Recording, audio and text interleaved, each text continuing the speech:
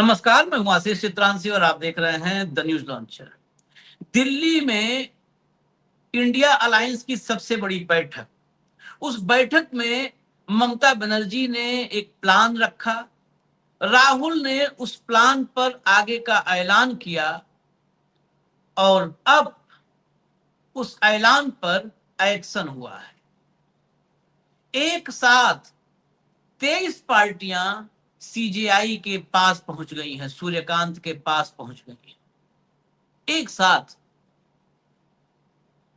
और इसमें बड़ी बात यह है कि राहुल के साथ इस मिशन में, इस एक्शन में स्टालिन और केजरीवाल भी हैं। स्टालिन और केजरीवाल जिनके जरिए, जिनके माध्यम से गोदी मीडिया को हेडलाइंस मिलती हैं।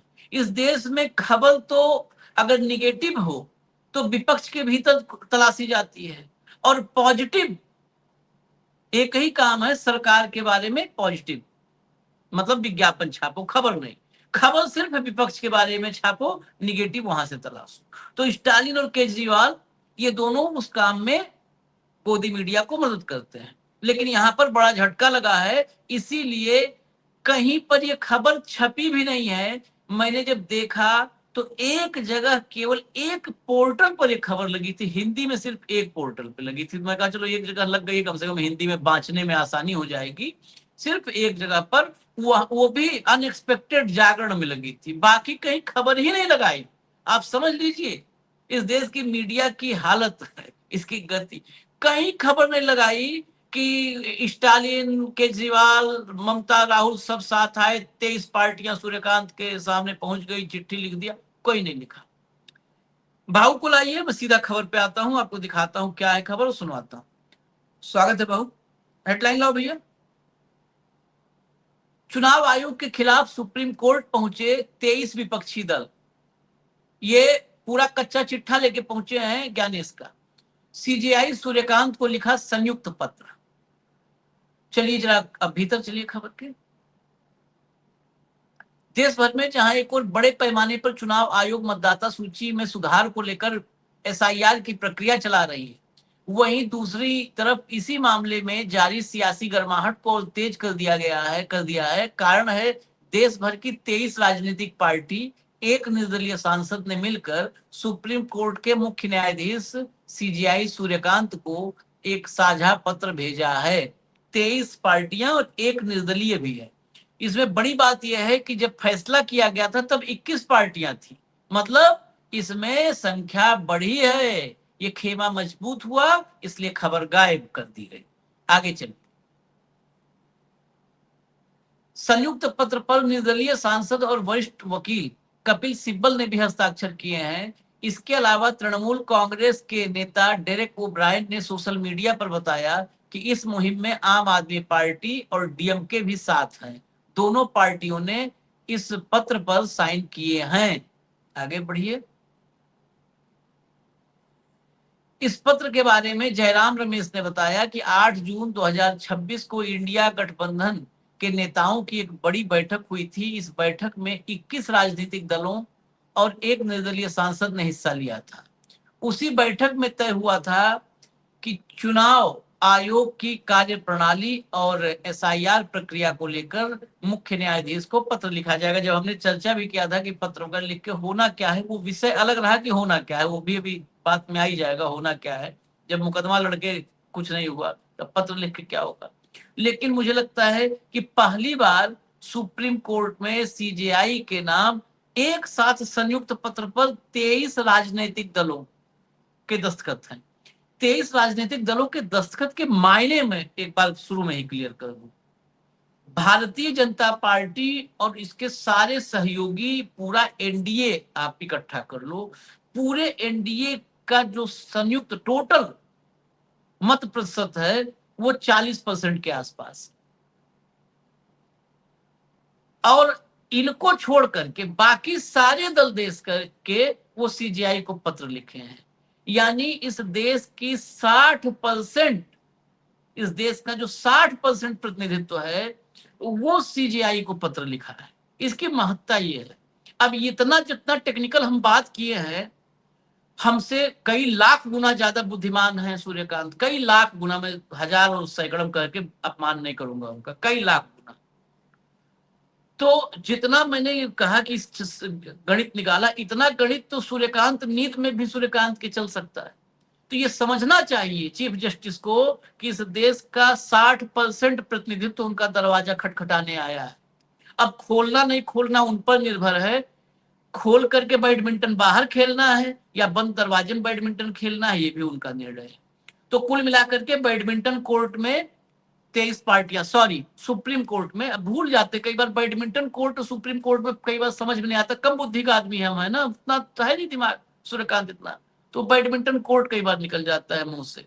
तो बैडमिंटन कोर्ट में ये 23 पार्टियां पहुंच गई हैं, सॉरी फिर सुप्रीम कोर्ट। अब सुना देते हैं हम आपको कुछ अलग अलग दलों से इस चिट्ठी पर रिएक्शन आए हैं, उनको सुन करके तब चल आते हैं। लाइए एक एक करके सुनाइए। सबसे पहले सुनाइए समाजवादी पार्टी से, राजीव राय का शायद होगा मेरे ख्याल से, हाँ उन्हीं का है, चला जो दीजिए। है सीजीआई को लेटर लिखा है एसआईआर को लेकर के, इस पे जो है अभी चर्चा नहीं हुई थी इंडिया ब्लॉक की। देखो, मैं तो व्यक्तिगत रूप से जिस तरह से एटीट्यूड बंगाल वाले केस में सुप्रीम कोर्ट का रहा, मैं बहुत ही सम्मान के साथ करना चाहता हूं। मेरा अवमानना करने का, लेकिन चाहे तो केस कर सकते हैं कि बहुत निराश किया। मिलार्ड अगर कहे कि 27 लाख लोग इस बार नहीं तो अगली बार वोट दे देंगे, तो इस देश के लोकतंत्र का क्या होगा। डालते रहो, डेट डालते रहो, और चुनाव हो जाए, सरकार बदल जाए, डकैती हो जाए, तो मुझे हाथ जोड़ कर अनुरोध करूंगा मिलार्ड से, जो वहां बैठे हो, देश की उम्मीद हो, देश का भरोसा हो, उस भरोसे पर खड़ा उतरने के लिए कभी आत्मचिंतन और मनन करना। इतिहास में सबका नाम लिखा जाता है, सबका नाम लिखा जाता है। 27 लाख वोट कट गए और आप बोले अगली बार दे देना। एडवोकेट का कोई फैसला ना है, जीत और हार तो लोकतंत्र में एक वोट से भी होती है ना। बहुत बढ़िया। एक चीज के लिए तो हम तारीफ करेंगे, अब तो अवमानना नोटिस जारी कर दो सीजीआई साहब। दिग्विजय सिंह ने कई बार क्या होता है भाऊ, जो घर के बुढ़े बुजुर्ग होते हैं ना, वही अगुवाई कर देते हैं। दिग्विजय सिंह ने जो सुतलिम लगाई है माचिस ना, वो महाराष्ट्र होते होते यूपी पहुंच गया है। आशीष जी ये कब तक डरे रहेंगे? कब तक कब डरेंगे, तक बिल्कुल डरेंगे? सही। हाँ है ना। मुझे एक हाँ जोक है, लेकिन मुझे याद आता है, हाँ एक संजीव कुमार की पिक्चर थी, विद्या सिन्हा संजीव कुमार की, बहुत बढ़िया पिक्चर थी। हाँ और उस पिक्चर में संजीव कुमार की शादी होती है विद्या सिन्हा से। सारे दोस्त कहते हैं उसको कि देखो, पत्नी को कब्जे में रखना है, कंट्रोल में रखना है, तो पहले दिन से डांटना शुरू करो, धमकाते रहो, डरी रहेगी जीवन भर। तो बेचारी नई नई शादी, वो शुरू हो जाता है सुबह से, चाय लाओ, गरम चाय चाहिए, नहीं तो नहीं लाती हूं, नाश्ता ये बनना चाहिए, नहीं तो। वो पक जाती है। फिर वो बोलते हैं नहाने जा रहा हूं, पानी गर्म चाहिए, नहीं तो। वो उसके जोर से आवाज में चिल्लाती, नहीं तो क्या कर लोगे, ठंडे पानी से नहा लूंगा। पति पत्नी और वो का एक किस्सा है। वैसा अभी हो गया है देश का। सुप्रीम कोर्ट यदि बार बार डराएगा कि अवमानना अवमानना, तो ठीक है करिए, चलो भाई सजा ही दे दे तू। कब तक सहन करेंगे? हर हाँ चीज की एक हाँ लिमिट। और आपने शुरुआत में कहा कि लाख गुना हो सकती है किसी की अकल, मैं सुप्रीम कोर्ट की नहीं कहता हूं, लेकिन आशीष जी थोड़ा, क्योंकि आपसे थोड़ा सा उम्र में बड़ा हूं, तो तजुर्बा थोड़ा है जीवन में, अकल ज्यादा होने से मतलब नहीं है। यदि वो किसी के चरणों में गिरवी रख जाए, तो कम अकल वाला आदमी भी यदि स्वाभिमानी हो तो बड़ा कहलाएगा। आपके पास अकल कितनी है ये मायना नहीं रखता, आपकी अकल आपके स्वाभिमान के साथ चिटकी है, या आपने इसको किसी के पैरों में, चरणों में गिरवी रखी है, वो मायना रखता है।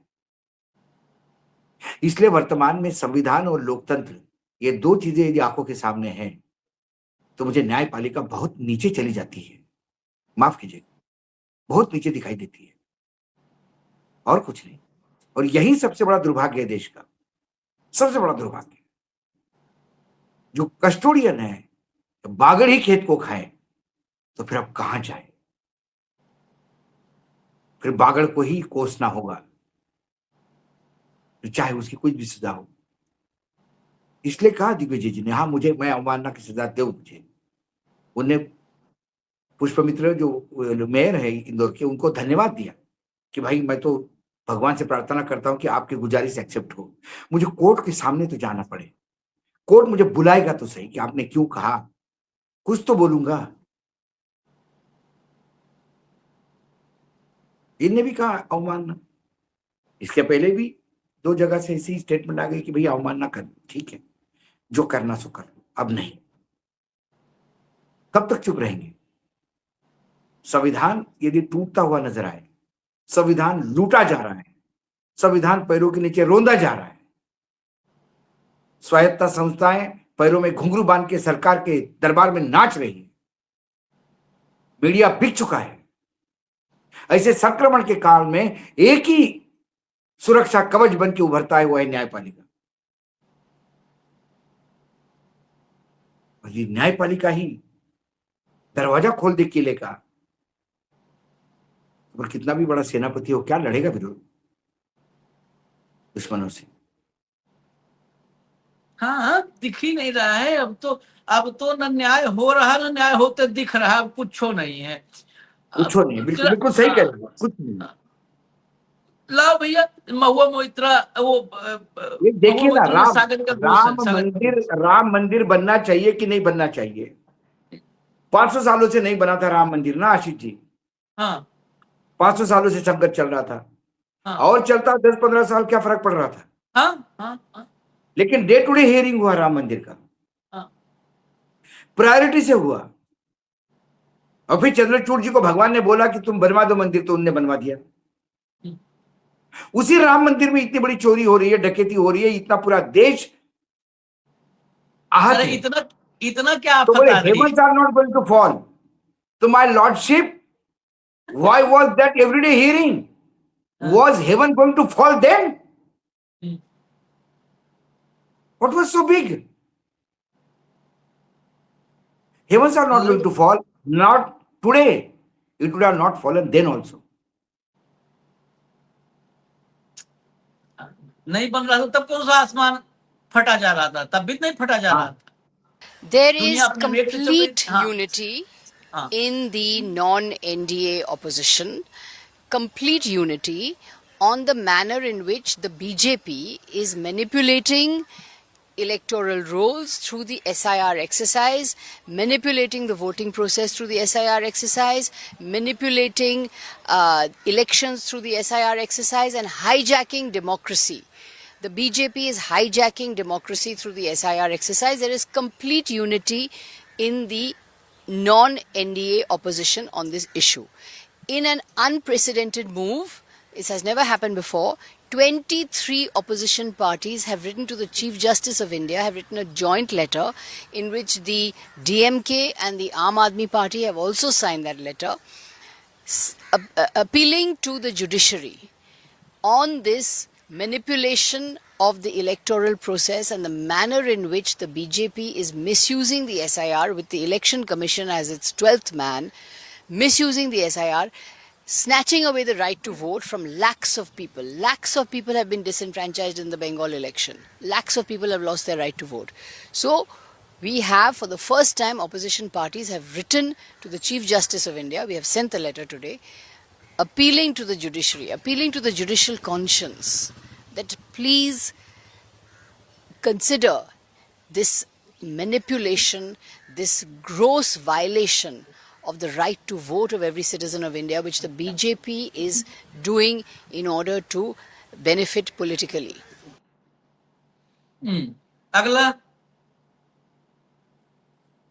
अगली बाइट। ये स्वामित्व का मामला है नहीं, ये संवैधानिक दायित्व का मामला है। 27 लाख लोग तकरीबन बंगाल में बाहर हुए। कहा गया कि इस बार नहीं देंगे वोट, अगली बार दे देंगे। अगर उसमें से मान लीजिए सिर्फ 5,000 ही या 4,000 ही सही पाए जाते हैं, कौन माफी मांगेगा? पब्लिक अपॉलॉजी कि इनके साथ अन्याय हुआ। वोटिंग बेसिक डेमोक्रेटिक राइट, एक हाहाकार मचा दिया। अभी एक अंग्रेजी दैनिक के भूतपूर्व संपादक उनका पासपोर्ट रिन्यू नहीं हुआ, क्योंकि एसआईआर के प्रोसेस में उनका नाम काट लिया गया था। कभी हमने कल्पना की थी कि अपने देश में ऐसा क्षण आएगा? इसलिए पॉलिटिकल पार्टीज ने सुप्रीम कोर्ट को अंधी गुफा में रोशनी का आखिरी सुराग समझते हुए खत लिखा है। कुछ उम्मीद है सर? खत लिखा है, उम्मीद है। हालांकि क्या कहा जाए, उम्मीद और नाउम्मीदी आजकल आपस में पाला बदलते। अब जरा डीएमके की तरफ से भी तमाम बाइट्स हो गई ना, डीएमके की तरफ से, क्योंकि खबर इसमें हाईलाइट मेरे लिए यही है, डीएमके DMK ही है। और हाँ, लोग बहुत मजे लिए, बहुत ही गोदी मीडिया ताली बजाई है। चलाइए। Has affected millions of voters in the state of Bihar. In West Bengal, we have seen how so many people have lost their votes because of this faulty SIR process, a motivated SIR process. And now we are all seeing how the former editor of Daily Telegraph, he was not given a passport because his name was not there in the voters list, and how they are carrying on a witch hunt using SIR as a alibi. This has to stop. SIR, see, any democracy, you add votes, but SIR is aimed at disenfranchisement. Democracy is universal adult franchise. But when a process that is created by the authorities, whose duty is to see a fair and free election, is doing the contrary. It is disenfranchising people. So, in that sense, SIR should not continue in the present form. We have had SIRs. Earlier we have had that, but they took time. They took 6 months to 1 year to 1.5 years. It was a slow process. It should not happen before the elections. It should happen after the elections, so that whoever wants to be included, they have sufficient time, sufficient opportunity to ensure that the name is not deleted. But that has not happened in West Bengal or in Bihar. In the state of Tamil Nadu, with the help of the DMK party workers, we were able to have a smooth one. Though there were many other complaints, but there were no large scale issues as reported in West Bengal or in Bihar. So that is the reason why we signed that letter to the CJI to ensure that the SIR does not continue.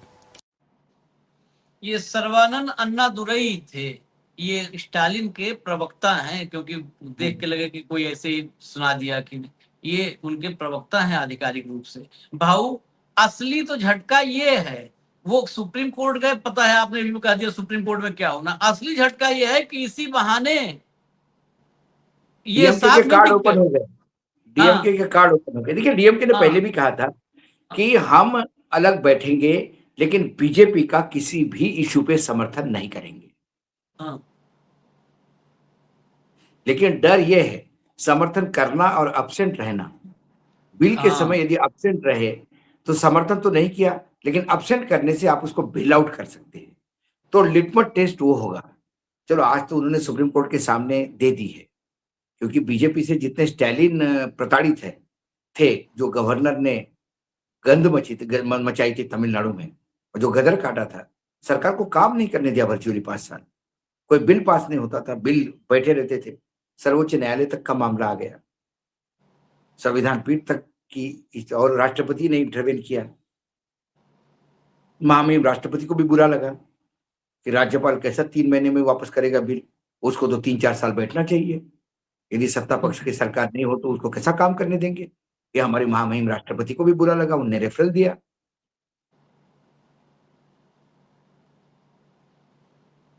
और आने वाले समय में पीढ़ियां यही कहेगी कि बताइए कितने मूर्ख लोग थे, 3 महीने में बिल वापस करो बोले। अरे, राष्ट्रपति जी ने कहा कि तुम तो 3 साल भी बैठ सकते हो, 6 साल भी बैठ सकते हो। विपक्ष की सरकार है, कैसे काम करने देंगे हम आपको? राजनीति नाम की कोई चीज होती है कि नहीं? जनादेश काहे का जनादेश? जब तक जन हमको आदेश नहीं देगा तब तक वो जनादेश नहीं होगा। सत्ता का आदेश हमको मिलना चाहिए, और जनता का आदेश नहीं होगा, जनादेश आदेश नहीं होगा, तो हम ज्ञानादेश को जनादेश बोलेंगे। क्या कर लोगे आप? लेकिन सुप्रीम कोर्ट में मुझे कोई बड़ी आशा नहीं है, जैसे कि आपने कहा, लेकिन प्रयास जारी होने चाहिए, हाँ, प्रयास निरंतर होने चाहिए। प्रजातंत्र में यही तो खासियत है। लड़ना छोड़ देंगे तो कभी भी जीतने की संभावना खत्म हो जाएगी। लड़ते रहेंगे तो कभी जीतेंगे, एक बार तो कभी जीत सकते हैं, लड़ेंगे नहीं तो जीतने कोई चांस नहीं हो जाएगी, खत्म। और इन सब से तो लड़ने पड़ेगा। ये ताकत में रहते हैं तो बिल पर बैठते हैं, और फंस जाते हैं तो हाँ, बिल पे बैठते हैं। बिल में बैठते हैं, बस इनकी खासियत है, हाँ, इनकी खासियत है। इन इन सब में अभी देखिए, आपको एक में और चर्चा, ये बिल्कुल जो अभी चिट्ठी गई है उससे थोड़ा सा विषयांतर है, लेकिन ये मुद्दा सुप्रीम कोर्ट का जब आया है तो ये मुद्दा जरूरी है लाना इसी कार्यक्रम में, क्योंकि अलग से लाना उसको मुमकिन नहीं होगा। इसी कार्यक्रम में हम शामिल कर देते हैं। लाइए जरा जयराम रमेश का ट्वीट लाइए और भाव देखिए। इस पर हम लोग कई बार चर्चा कर चुके हैं। तो आंदोलन जब चला तो आंदोलन में तो ढंग से चर्चा किया, उसके बाद भी बीच बीच में रेफरेंस देते रहते हैं एयरपोर्ट वाला, जो बच्चियां आ रही थी। फुल कर दो इसको, जरा फुल करो, खेल देखिए ये बैडमिंटन कोर्ट में क्या चल रहा है। ये सब बिना बैडमिंटन के बैडमिंटन कोर्ट में खड़े हैं।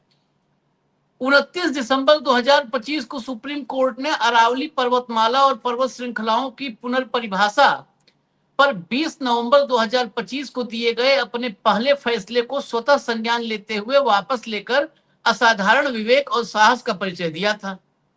यह फैसला पारिस्थितिक दृष्टि से विनाशकारी साबित हो सकता था।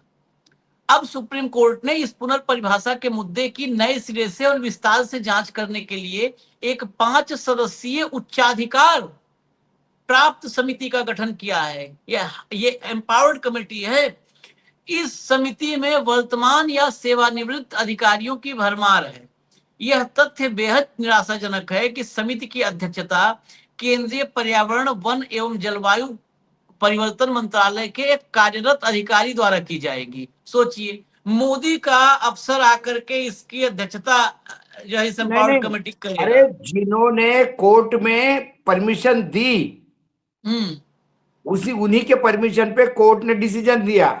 उन्हीं के हाथ हाँ में, फिर कोर्ट के हाथ में फिर बोला कि नहीं तुम ही तय करो। हाँ, और अध्यक्षता वो करेगा। फिर समिति के सदस्य सचिव भी इसी मंत्रालय के एक अन्य कार्यरत अधिकारी होंगे।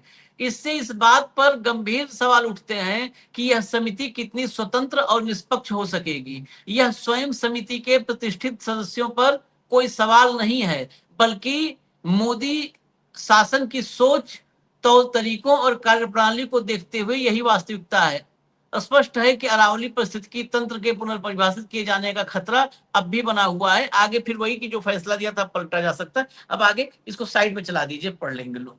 बाहू देखे देखिए कितना आशीष, सन्नाटे में सनसनी। नहीं नहीं, मैं जयराम रमेश के पहले 2 शब्द वाक्यों के साथ बिल्कुल नहीं। उनने बोला साहस का परिचय दिया, साहस का परिचय नहीं दिया। तब हाँ, सर्वोच्च न्यायालय ने कौन सी बचाया। थ्योरी बोलते हैं आप, आपने उसको, वो प्रेशर रिलीज वाली थ्योरी क्या बोलते हैं ना आप, हाँ, safety valve theory. Safety wall safety theory के वॉल्व, तहत काम किया था।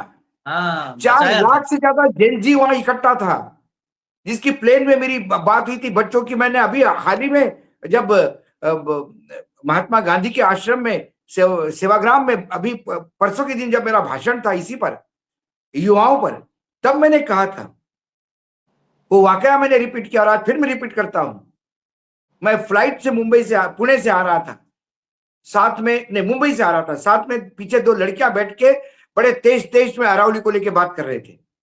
तो मुझे लगा आजकल के युवा लड़कियां बिल्कुल तेज तेज में बात कर रहे हैं, तो मैं बीच में, क्योंकि मैं कॉर्नर वाली सीट था, मैं जब टॉयलेट के लिए उठा वापस आया तो मैंने उन बच्चों को पूछा, मैंने बोला आप एक एनवायरमेंटलिस्ट है क्या?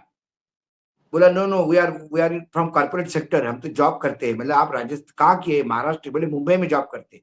बोला आर यू महाराष्ट्रियन? बोले नो, हम राजस्थानी हैं। तो मैंने बोला नहीं, आप अरावली की बात कर रहे थे इसलिए मैंने पूछा। बोला ये सुप्रीम कोर्ट ने भयावह डिसीजन दिया, ये बर्बाद कर देंगे हमारे एनवायरमेंट को। तो हम सब जैन जी का कॉल आया है, हम जा रहे हैं। मैं 10 दिन की छुट्टी लेके हम लड़ने जा रहे हैं, अरावली कटने नहीं देंगे। तब उन्होंने मुझे ये भी पूछा था कि आप क्या करते हैं अंकल? मैंने कहा मैं जर्नलिस्ट हूं।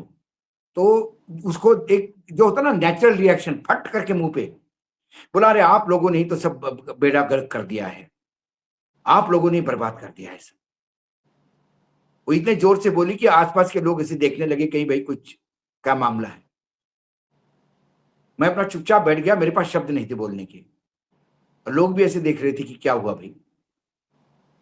जब प्लेन रुका और सब लोग खड़े हो जाते तो पीछे की सीट पे थी, मैंने बोला बेटा मेरा नाम अशोक वानखड़े है, हम भी पीड़ित है, हम टेलीविजन या मेन स्ट्रीम में नहीं है, हम पहले हुआ करते थे, I am on YouTube now days, so don't please, आपने जो मेरे बारे में बोला शायद गलत है ऐसा मुझे लगता है। ये बोल के मैं निकल गया। जैसे बोल रहा था तो उन लड़कियों ने तुरंत यूट्यूब चेक किया होगा, पीछे से वो एक लड़की uncle uncle please please please please, we are very sorry very sorry. अरे आपको हमने एक दो देखा, आपको बहुत अंकल सॉरी, आप तो हमारी लड़ाई लड़ रहे हैं, मतलब आप देश के लिए लड़ाई लड़ रहे हैं। मैंने थैंक यू बेटा, वी आर विथ यू। तो ये अरावली में बाद में मैंने चेक किया 4 लाख से ज्यादा यूथ इकट्ठा हो गए थे। ये तो 100 सरकार को किलोमीटर पसीने आ कितना गए, मेन यात्रा। स्ट्रीम चैनल ने किसी ने नहीं दिखाया, कोई मीडिया कवर कर नहीं रहा था, लेकिन सरकार को इंफॉर्मेशन थी।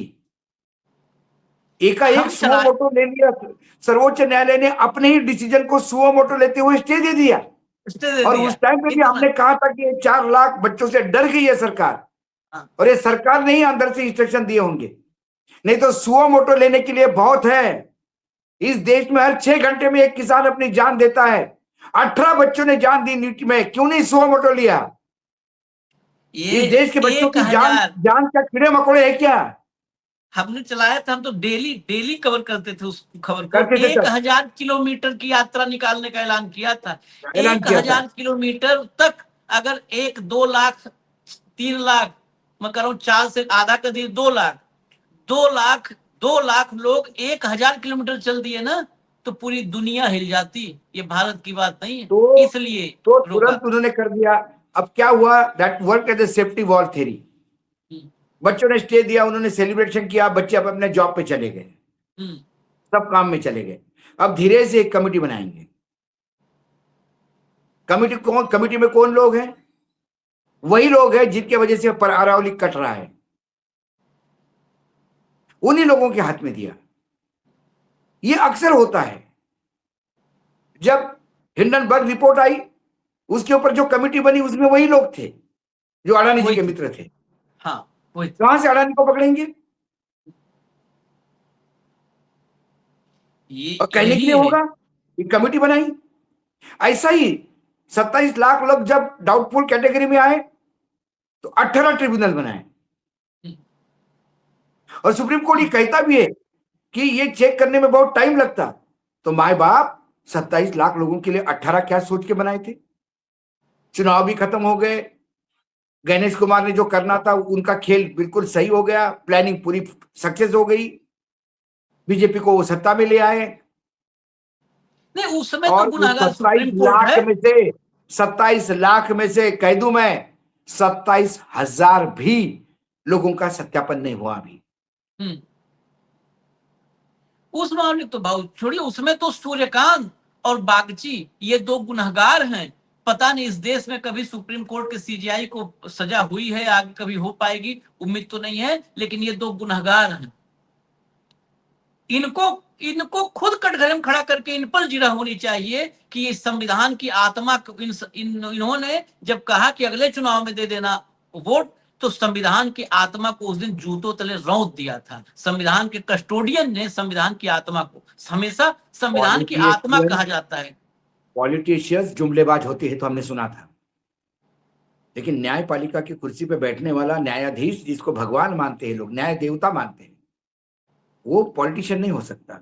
पॉलिटिशियन तो जुमले दे देता है, मैं ऐसा कर दूंगा वैसा कर दूंगा, वो जुमले होते हैं। उनने कहा था मेरे पास लोग, मुझे कोई भी मृत व्यक्ति जीवित दिखा दीजिए, हम एक्शन ले लेंगे। 10 लोग इकट्ठा करके लाए थे जो मृत साबित हुए। अरे राहुल गांधी घर में चाय पीने वालों को लाइन लग गई थी, सब जिंदा थे, सुप्रीम कोर्ट में खड़े होकर के आए, फिर राहुल ने चाय पानी पिला करके वापस भिजवाया। क्या हुआ? जुबान के पक्के होते, जुबान का पक्का आदमी होता ना, या तो फिर इतना बहसो मत।